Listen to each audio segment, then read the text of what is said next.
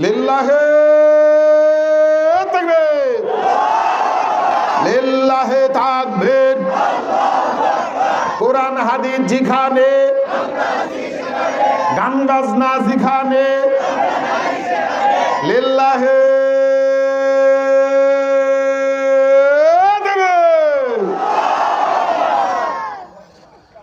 আলহামদুলিল্লাহ। পৃথিবীতে যে যত কথাই বলুক, কোরআন নাই যার, দাম নাই তার। যে সমাজে কোরআন নাই সে সমাজের দাম নাই। যে দেশের পার্লামেন্টে কোরআন নাই সে দেশের পার্লামেন্টের দাম নাই। ওয়াশহাদু আন্না মুহাম্মাদান আবদুহু ওয়া রাসূলুহু الذي أرسله بالحق بشيرا ونذيرا وداعيا إلى الله بإذنه وسراجا منيرا فقد قال الله تعالى في القرآن المجيد والفرقان الحميد أعوذ بالله من الشيطان الرجيم يا أيها الذين آمنوا اتقوا الله ولتنظر نفس ما قدمت لغد واتقوا الله إن الله خبير بما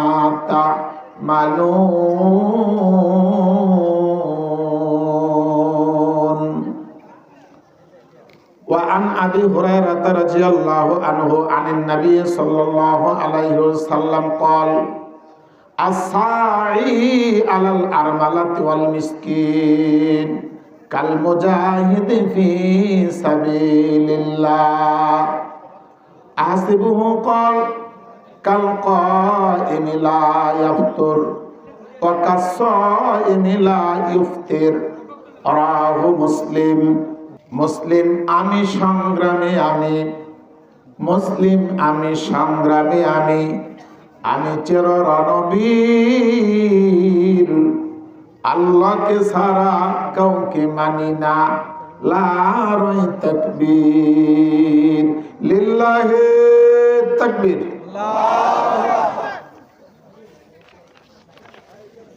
এবার যারা আছেন গতবারের চা এবার মনে হয় না খাওয়া মানুষ বেশি আছেন, খায় আসেননি। আমি তো গতবারেরও বক্তা এবারেরও বক্তা, আপনারা তো ভালো মাপের মানুষ, আমি গতবার দেখেছি। আমার দৃঢ় বিশ্বাস আপনাদের শক্তি আরো আছে ইনশাআল্লাহ। জোরে সোরে তাকবীর দেওয়া যাবে? ডানে বামে কোনো কথা হবে না, একটা কথা না, কেউ না, কোনো মানুষ কোনো কথা বলবেন না। রাস্তায় যারা আছেন আমি অনুরোধ জানাচ্ছি, খুব দ্রুত 5 থেকে 7 মিনিটের মাঝে, 10 মিনিটের মাঝে প্যান্ডেলে এসে বসে পড়ুন, অনুরোধ জানাচ্ছি। বলছিলাম আপনি এখনো বাজারে কেন? আপনার বাবার তো হায়া ছিল, আপনার মায়ের লজ্জা ছিল, আপনার শরম নাই কেন? আপনি এখনো বাজারে মানে? বোকা ছেলে, বোঝনি তুমি। শোনো, তোমাকে অনুরোধ জানাচ্ছি, তোমার জন্য দোয়া করি, আল্লাহ তোমাকে দিন বোঝার তৌফিক দান করুন, বলুন আমিন। তোমাকে অনুরোধ জানাচ্ছি 10 মিনিটে এসে দ্রুত প্যান্ডেলে বসো। 10 মিনিটের পরে বাইরে যারা থাকবেন আমি তাদেরকে আবু জেহেলের খালাতো ভাই বানিয়ে ছাড়বো ইনশাআল্লাহ। আর আমি হিসাব করে কথা বলি না। সম্মানিত উপস্থিতি, মা বোন যারা আছেন আমি সূচনায় বলে নিচ্ছি, আর যেন বলতে না হয়। এলাকার মা বোন ভালো, আলহামদুলিল্লাহ, খুব ভালো। তবে সামনে যেন জায়গা ফাঁকা না থাকে, সামান থেকে চেপে চেপে বসেন, পেছনে বসার সুযোগ দেন। এই তুমি গল্প করছো নাকি?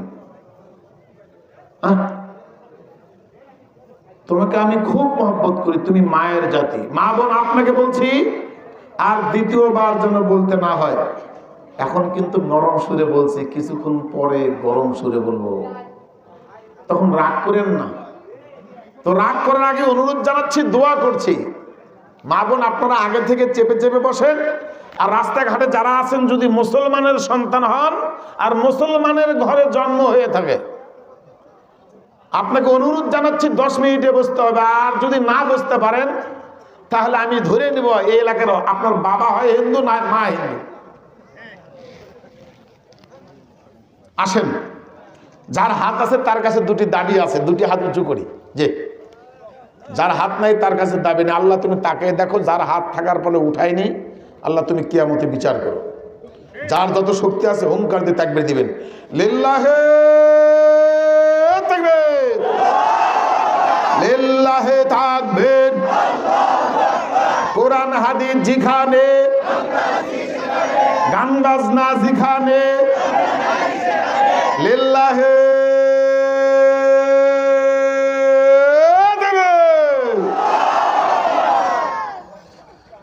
আলহামদুলিল্লাহ। আপনাদের সামনে আমি খুব শর্টে কিছু কথা বলবো। এক, আলোচনার বিষয় সমাজ সংস্করণে ইসলামের ভূমিকা। সমাজ ভালো করার ক্ষেত্রে ইসলামের ভূমিকা, কোরআনুল কারীমের ভূমিকা। এক কঠিন বিষয়, দেখেন তো আপনারা টিকতে পারেন কিনা, আর কথা সহ্য করতে পারবেন কিনা। পারবেন ইনশাল্লাহ? বলেন, কান আছে তো? শোনা যাবে তো? বুলেট বরাবর কথা হবে। শোনেন, এই পৃথিবীতে যে যত কথাই বলুক, কোরআন নাই যার, দাম নাই তার। যে সমাজে কোরআন নাই সে সমাজের দাম নাই। যে দেশের পার্লামেন্টে কোরআন নাই সেই দেশের পার্লামেন্টের দাম নাই। দুঃখের সাথে বলতে হয়, আমরা 16 কোটি মুসলমানের দেশ, 18 কোটি মানুষের দেশ। প্রত্যেক দিন ছোটখাটো বক্তা আমি, এরপরও টানা প্রোগ্রাম প্রায় 2.5 মাস থেকে চলছে।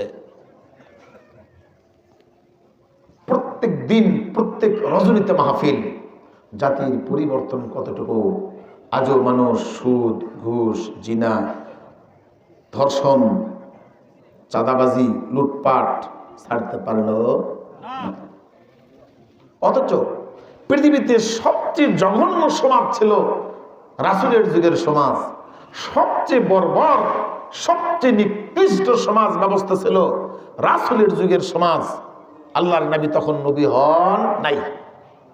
রাসূল আকরাম সাল্লাল্লাহু আলাইহি সাল্লাম নবী হলেন।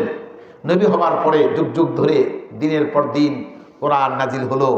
অসভ্য সমাজ, দুর্নীতিযুক্ত সমাজ, জিনা ব্যভিচারে ভরা সমাজ, জীবন্ত নারীকে কবর দেওয়ার সমাজ, সোনার সমাজ বানিয়ে দিলেন আমার মহান আল্লাহ। ধরে বলেন আলহামদুলিল্লাহ।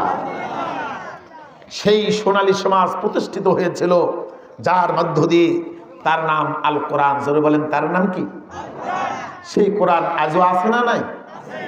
এখনো আছে, কিন্তু কোরআনুল কারীমের বিধান নাই। এবার আসেন, আল্লাহ বলছেন, হে নবী আপনি বলেন, কোন দেশের মানুষ যদি সমাজকে ভালো করতে চায়, সমাজ ভালো করেছিলেন সর্বশ্রেষ্ঠ মানুষ যিনি, নবী মুহাম্মদ রাসূলুল্লাহ সাল্লাল্লাহু আলাইহি সাল্লাম। সেই নবীর আদর্শ অনুযায়ী সমাজ চালাতে হবে কিনা? ওই নবীর আদর্শ দিয়ে যদি সমাজ চালায় তাহলে সমাজ সুন্দর হবে। আল্লাহ বলছেন, হে নবী আপনি বলেন, কুল আতিউল্লাহ ওয়া আতিউর রাসূল। হে নবী আপনি বলুন, দুনিয়ার মানুষ যদি শান্তি পেতে চাও, আল্লাহকে মানো আর রাসূলকে মানো।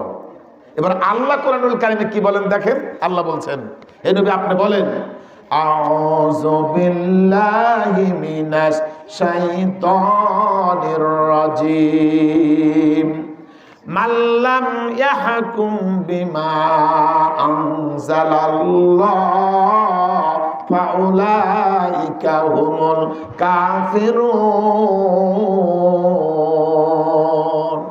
আমার আল্লাহ তাআলা বলেন, দুনিয়ার মানুষরে যে সমাজে তোমরা বসবাস করো সেই সমাজ যদি শান্তিপ্রিয় সমাজ বানাতে চাও, সুদমুক্ত সমাজ বানাতে চাও, ঘুষ মুক্ত সমাজ বানাতে চাও, আরে দুর্নীতিমুক্ত সমাজ বানাতে চাও, সুন্দর সমাজ বানাতে চাও, ছুটে আসো আমি আল্লাহ তাআলার কোরআনের কাছে। যদি বলেন আলহামদুলিল্লাহ। কোরআনুল কারীম সমাজকে ভালো করার জন্য এসেছে, কিন্তু আমরা তা বুঝি নাই। রাগ করবেন না, একটু শোনেন তো বুঝেন কিনা। এই বাংলাদেশ স্বাধীন হয়েছে 54 বছর হয়। কত বছর? জোরে বলেন। 54 বছর হয় বাংলাদেশের স্বাধীনতা। আল্লাহ বলছেন সমাজ ব্যবস্থা যদি ভালো করতে চাও, সুদ মুক্ত সমাজ বানাতে চাও, ঘুষ মুক্ত সমাজ বানাতে চাও, দুর্নীতি মুক্ত সমাজ বানাতে চাও, ব্যভিচার মুক্ত সমাজ বানাতে চাও, চাঁদাবাজ মুক্ত সমাজ বানাতে চাও, ছুটে যাও কার কাছে? কোরআন। জোরে বলেন কার কাছে? কোরআন। কোরআন বলছে একটাই কিতাব, যে কিতাব কোন দেশের পার্লামেন্টে কোনদিন যদি প্রতিষ্ঠিত হয় ওই দেশ সোনার দেশ হবে ইনশাআল্লাহ। ভাই আমার রাগ করে লাভ হবে না।